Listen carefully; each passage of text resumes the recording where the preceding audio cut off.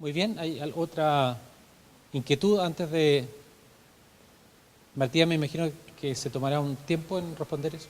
Sí, a ver, yo solamente alguna cosa que me gustaría plantear previamente. Voy a leer esto y quizás en un rato más podré dar mis comentarios, porque la verdad que no tengo que conocer el contenido.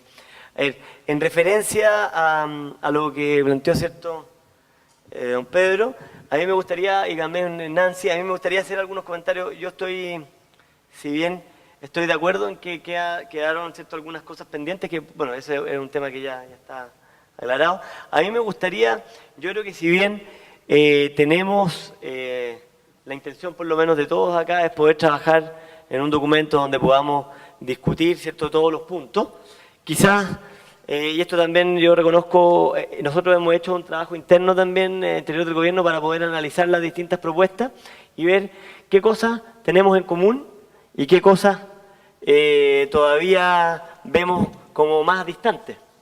Y en ese sentido, o tenemos quizás más diferencias y creemos que va a ser quizás más complejo llegar a acuerdos. O más que complejo llegar a acuerdos, tenemos mayores desafíos, y yo creo que hay cosas que van a requerir más trabajo que otras que probablemente van a requerir, o tenemos los puntos más cercanos. Yo me refiero a conceptos como los que ya debatimos el otro día, quizás en el objeto del reglamento, ¿cierto?, el objeto de la consulta, qué es lo que es una consulta también.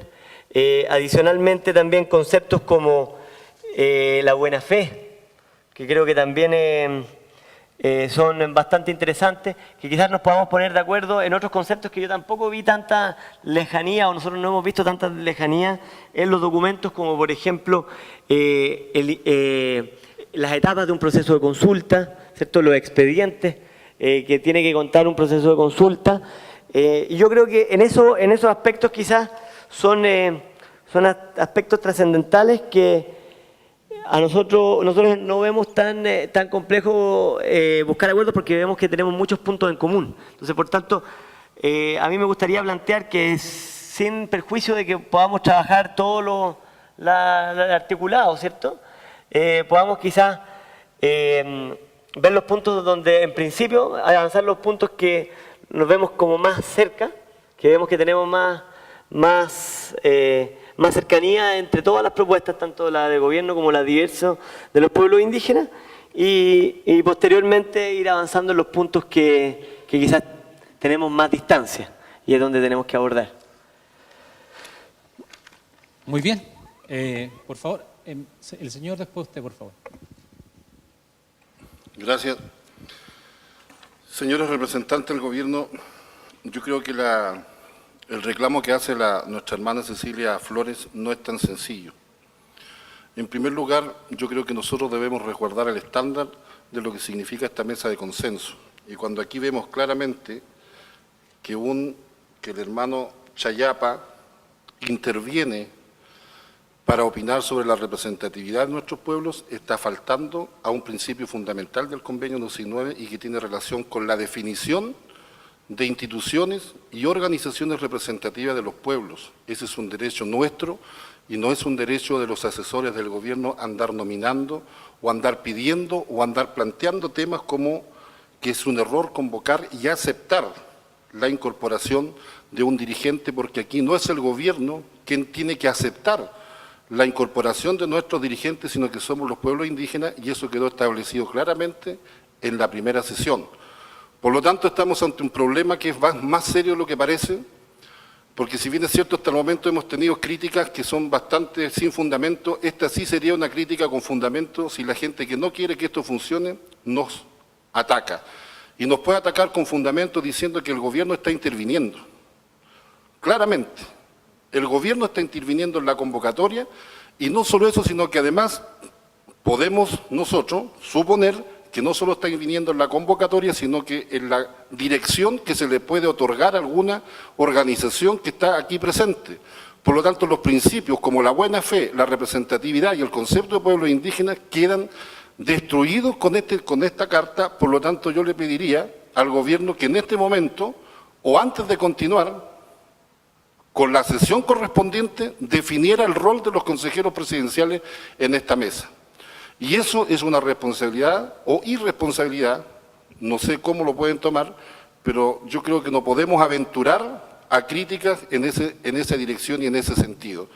En la misma dirección yo creo que no se remite esta carta a lo que ha planteado la Cecilia Flores, solamente esta carta. Hoy circuló un correo en donde además el señor Chayapa ya tiene definidos representantes, quienes además se desligan y nominan a otros. O sea, aquí va a entrar gente por secretaría gracias a la intervención del gobierno, y yo me alegro que la señora Cecilia entregue este documento a los observadores, a ustedes como gobierno y a nosotros, porque lo básico para continuar con el debate es la buena fe y mantener los principios que establece el convenio 169. Si esas confianzas se rompen, yo creo que aquí no podemos continuar en una discusión como esta. Eso es un elemento básico. Si los principios del convenio aquí quedan en entredicho gracias a esta irresponsable actitud de una persona que además se autodenomina y se denomina consejero presidencial, asesor directo del presidente de la República, entonces no estamos hablando de cualquier persona, estamos hablando de un funcionario que además es nombrado por decreto supremo, y yo creo que eso tiene que clarificar el gobierno.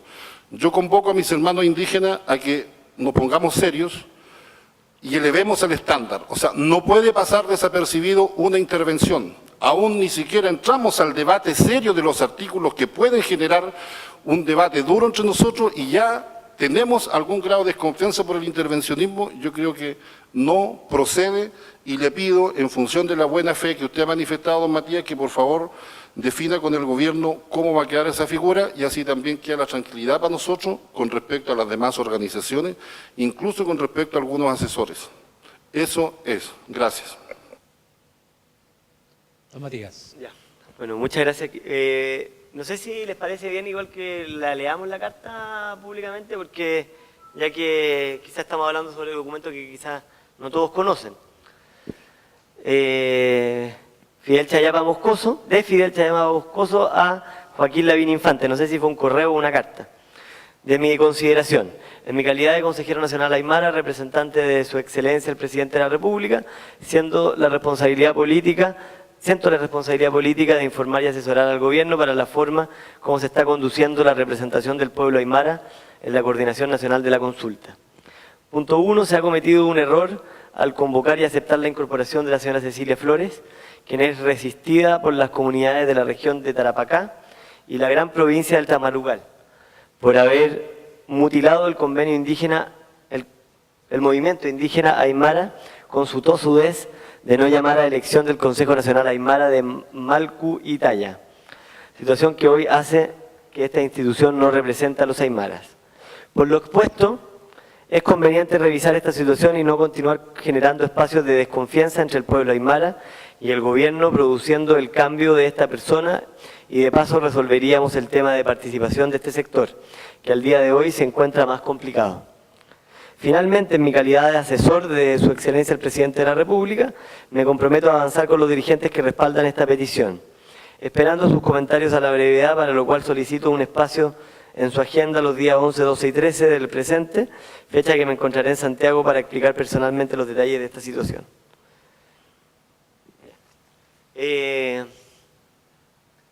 Bueno, primero, gracias por hacer llegar este documento. A mí me gustaría primero señalar una situación que cabe clarificar. Este documento entregado por el señor Fidel Chayapa Moscoso es a título personal, no una opinión del gobierno, primero es importante. Ahora, adicionalmente, claro, él tiene el tema que él es consejero presidencial, pero a mí también me gustaría aclarar un tema que creo que es trascendental también a la hora de estar discutiendo este tema. En su momento, cuando estábamos en reuniones preparatorias, ¿cierto?, para esta mesa, con las distintas organizaciones, y particularmente con la Coordinación Nacional de Consulta Indígena, uno de los temas en el cual se trató en esa sesión fue la participación o no de los consejeros presidenciales, considerando que habían en ese momento 3 consejeros presidenciales que estaban de alguna manera teniendo participación en la Coordinación Nacional de Consulta Indígena. Para lo cual, en primer lugar, el gobierno y ahí yo personalmente dejé estipulado que el gobierno no le dejaba esa decisión a los pueblos indígenas, ¿cierto? Y eran los pueblos indígenas participantes de la mesa quienes tenían que decidir si preferían o no incorporar a estos representantes dentro de la mesa de coordinación, o sea, o de la mesa de consenso, perdón. Adicionalmente, en esa misma reunión se planteó que no podía haber dobles participaciones, me refiero, por un lado, consejeros presidenciales participando por parte de los pueblos indígenas y consejeros presidenciales adicionalmente participando por el lado del gobierno. Por tanto, en ese momento el consejero presidencial Marcelo Huenchuñir decidió él también, y también yo creo que fue en consenso con lo que los demás participantes de la mesa habían planteado, él decidió restarse, ¿cierto?, de la mesa, considerando que él apoyaba la propuesta de gobierno en esta materia y por tanto mal podía él, si estaba apoyando la propuesta de gobierno, poder